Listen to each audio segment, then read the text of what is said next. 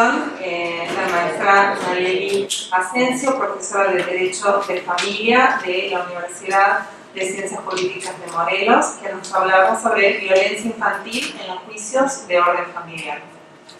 Muchas gracias, doctora. Gracias, doctora. También, antes que nada, quiero agradecer al doctor Carlos Villagrasa por esta invitación y, por supuesto, a los doctores Joaquín Sedano y Pamela Jiménez por esta invitación, ya que ellos, o a través de ellos, tuvimos contacto con este grupo tan importante de trabajo. Y pues bueno, tampoco lo dudé, o lo único que me hizo titubear fue mi hija, que tiene 2 años, y dije, la tengo que dejar, pero precisamente por ella tomé la decisión de que era importante estar en estos foros en los que se tratan temas tan importantes como son los de los menores. En cuanto a mi tema, quiero hacer una aclaración. Me parece idóneo que se haya colocado en esta etapa del Congreso, ya casi a finalizar, porque durante estos 3 días hemos escuchado ponencias extraordinarias sobre diversos derechos de los menores, pero la gran mayoría de ellos hacen referencia precisamente a la parte sustantiva del derecho, a aquellas leyes que ya existen o aquellas iniciativas de leyes que están por entrar en vigencia. Pero, ¿qué pasa en la práctica? ¿Cómo se están tutelando esos derechos? Y es precisamente el tema que a mí me toca abordar, la violencia infantil en los juicios de orden familiar. Quiero poner en contexto que me referiré precisamente a juicios de México y en particular del estado de Morelos. Y quiero iniciar con esta gráfica que establece el Instituto Nacional de Geografía y Estadística de México, donde nos permite apreciar que en el año 2000 se llevaron a cabo 674.653 matrimonios. Sin embargo, en el año 2017 solo hubo 510.803 matrimonios. En la gráfica se visualiza que hubo una disminución enorme. Pero también establece que en los divorcios hubo cambios, y si se dan cuenta, fueron al revés. En el 2000 había pocos, y en el 2017 incrementó demasiado. Y puse esta, siguiente por favor, puse esta gráfica para que sea todavía más visible el cambio. Se invirtió. En consecuencia, al tener más divorcios, le anteceden más problemas familiares, y en esos problemas, en la gran mayoría hay menores. Y peor aún, de todos esos divorcios que existen, ¿podría regresar, por favor? La gran mayoría son divorcios judiciales, aquellos en los que sí existe conflicto y no fue posible solucionar esos problemas de manera amistosa. Por ello, en esa gráfica establezco, en la siguiente, hay más divorcios, en consecuencia más problemas, y por lo tanto se inician más juicios en Morelos. Dentro de esos juicios se van a resolver problemas inherentes a los alimentos, a la custodia, patria potestad, régimen de convivencia, entre muchos otros. Como decía el doctor Sedano, todavía la reasignación del sexo no está en todos los estados la posibilidad de realizarlo de manera administrativa, por lo tanto tienen que ir a un juicio, que sí existe la posibilidad de ir a un amparo incluso, pero tienen que agotar esos procedimientos judiciales, lo que complica todavía más la protección de sus derechos. Ya han establecido ellos, por eso no quise ahondar mucho, y a lo largo del precongreso se ha establecido claramente qué se entiende por violencia, tanto en la Convención de los Derechos del Niño, así como en el Código Familiar del Estado de Morelos. Se hace una descripción de lo que es violencia, incluso violencia familiar, pero sí quise destacar que las principales características, sin importar la definición que se tome, incluye violencia física, psicológica, emocional, económica, entre otras. Un juicio contiene, voy a regresar por favor, En un juicio se contienen diversas etapas, sin importar el país. Considero que entre ellas, y con diferente nombre, diferente ubicación, pero contienen estas etapas básicas. Se inicia con una demanda, hay contestación, hay una posibilidad de conciliar, hay un periodo probatorio y finalmente se emite una sentencia.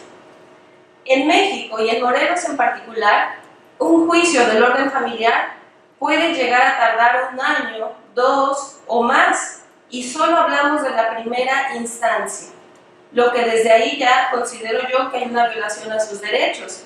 La Corte Interamericana ha establecido que se debe otorgar y administrar justicia dentro de un plazo razonable.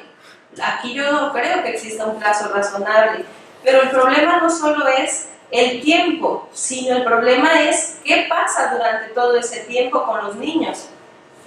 Siguiente, por favor.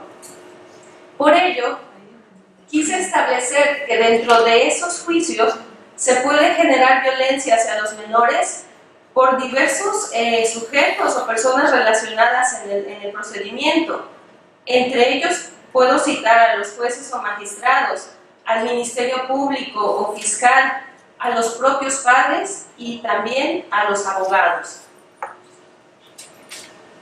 ¿Qué he observado en la práctica respecto a la violencia que se puede presentar por parte de los magistrados?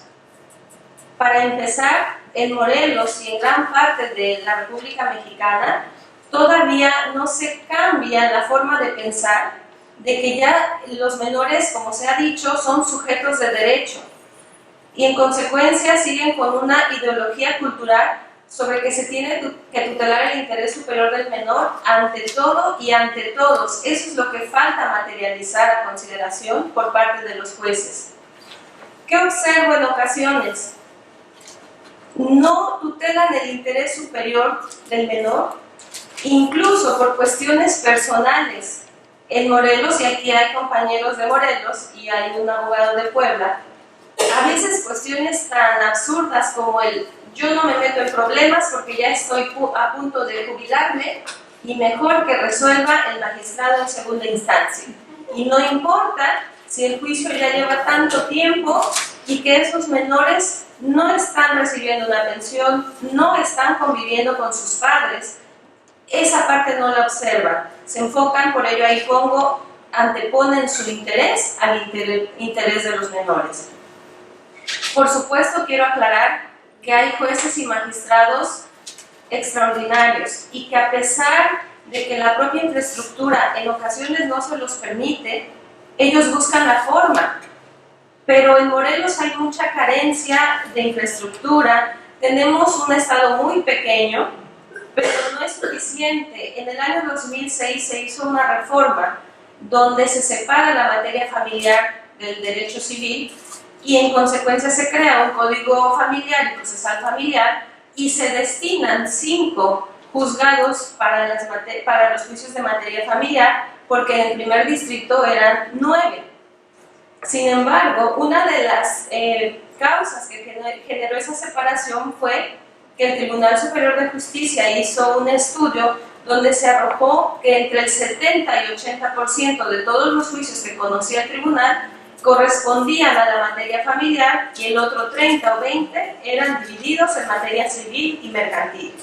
Por ello, al paso de los años, a pesar de esa separación de los juzgados incluso fue insuficiente. Tuvieron que crear otro juzgado y en el 2017 vuelven a emitir otro decreto y dicen: ahora todos los juzgados conocen nuevamente porque ya los 5 que existen no son suficientes para abarcar todos los juicios del orden familiar.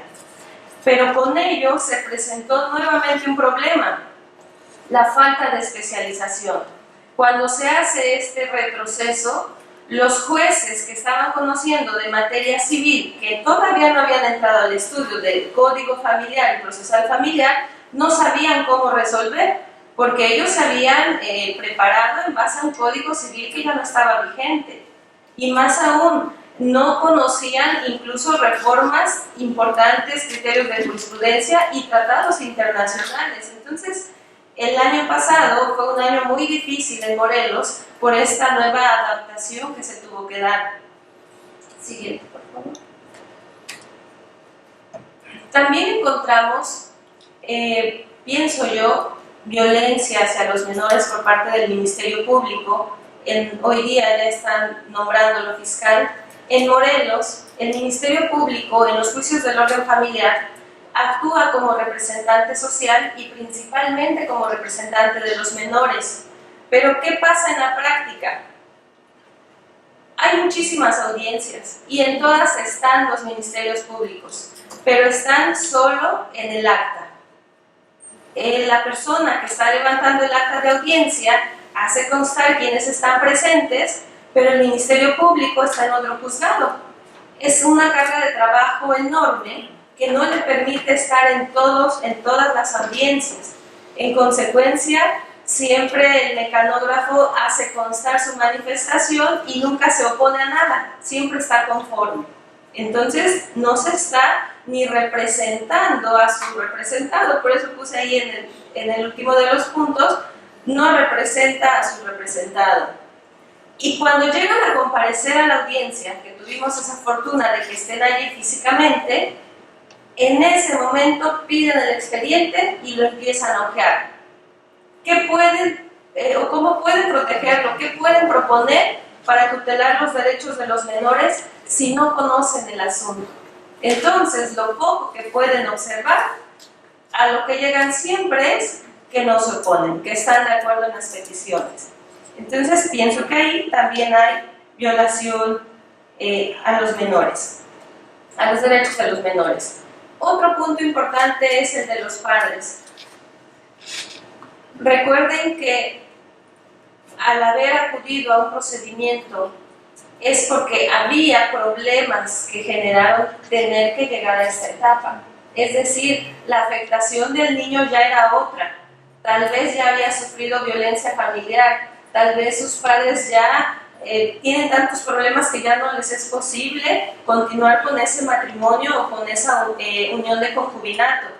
Pero ante el juez vuelven a tener esos problemas, como cuáles se presentan.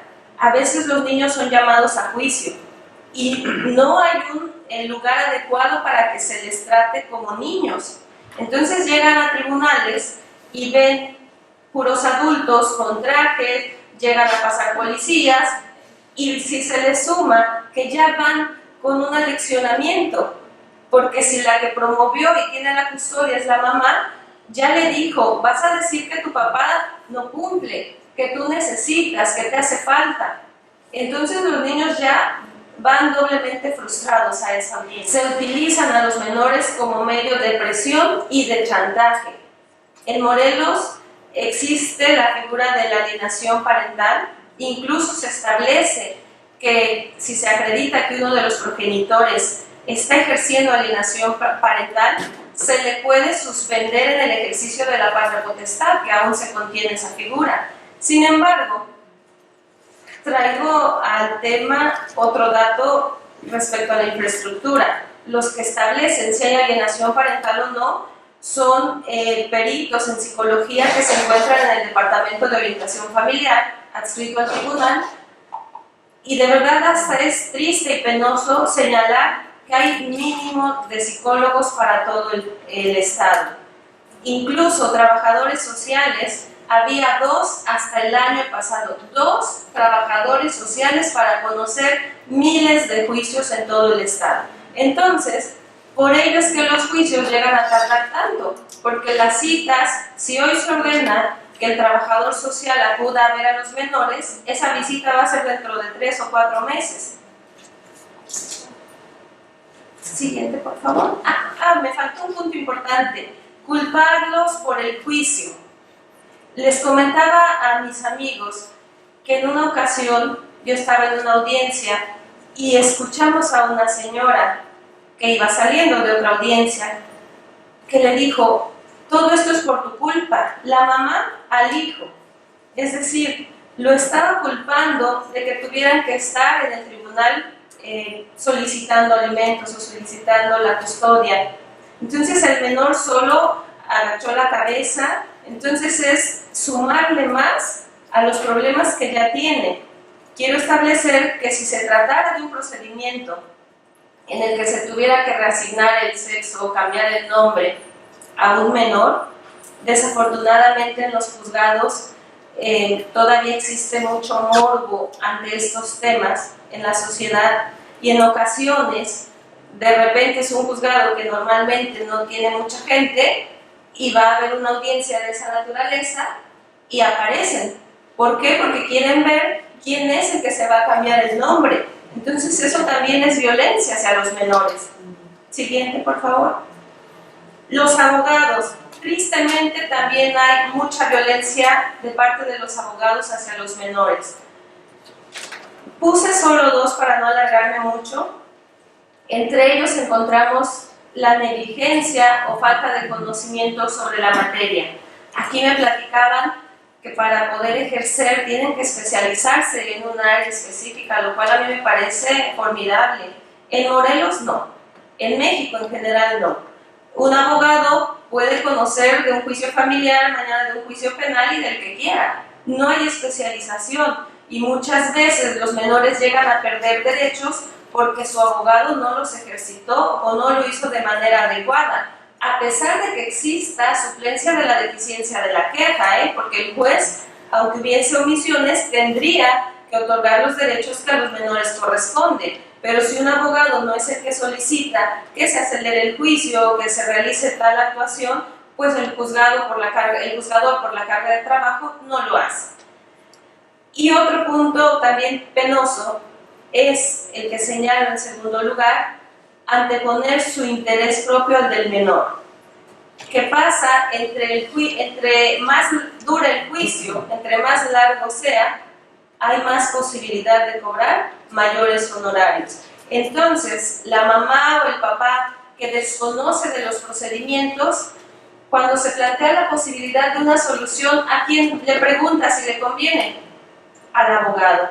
Y el abogado en ocasiones llega a contestar, no señora, no nos conviene, al final del juicio vamos a obtener más, cuando en ocasiones no es así. Sin embargo, para que el juicio sea más largo y él se vea más beneficiado, pues el juicio se sigue con las demás etapas sin conciliar.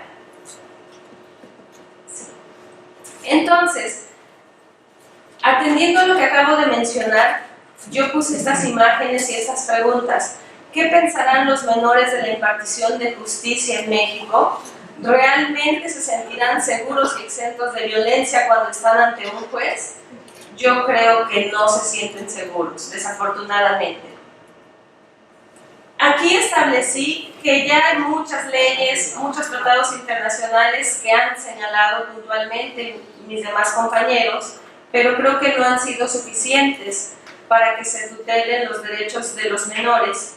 Y creo que llevados a la práctica, siguiente por favor, no se ven reflejados, no se positivizan, porque siguen existiendo casos en los que hay violencia ante los menores en los procedimientos y esa violencia a veces puede tener pues consecuencias más drásticas. Hubo una nota en el 2017 que dice: mujer mata a sus hijos y se suicida en México tras perder la custodia.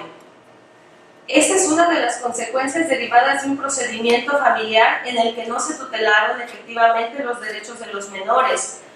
Como antecedente muy rápido, esta señora estuvo sometida en un procedimiento muy largo y al final perdió. La custodia fue para el papá. ¿Por qué hizo esto? No es una justificación, solo hago saber el contenido de la carta póstuma que ella dejó y señalaba que el padre había violado, tenía 3 hijos, 2 gemelos y uno más grande, y los había violado. Entonces ella, junto con sus padres, abuelos maternos de los menores, consensaron y dijeron dejárselos a este señor y tomaron la decisión de suicidarse. Se suicidó ella, privó de la vida a sus hijos, a su padre, y aunque la madre también ingirió pues medicamentos, ella sí logró vivir, no se justifica. Y un dato, el padre de los niños era abogado, tenía muchos contactos y quizá esa es la razón del por qué el juicio concluyó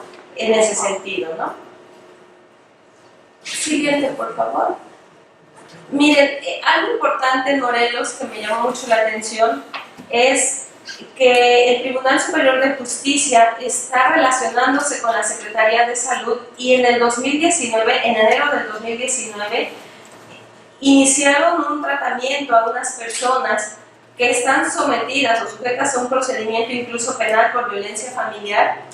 Y estas son palabras de uno de los señores que ejercía y dicen lo siguiente: este conocimiento me ha permitido tener una mejor relación con mis hijos, porque cuando agredes no solo ejerces violencia con tu esposa, sino también con tus hijos. Si yo hubiera conocido esto antes, quizá no estuviera enfrentando un proceso legal. Eso fue lo que reconoció Juan. Obviamente omití los apellidos. Entonces, a manera de conclusión o reflexión, establezco lo siguiente. Existen múltiples leyes que tutelan derechos de los menores. Sin embargo, no existen las suficientes para que ellos se encuentren exentos de violencia. En la gran mayoría de los casos, los derechos de los niños en Morelos no se efectivizan.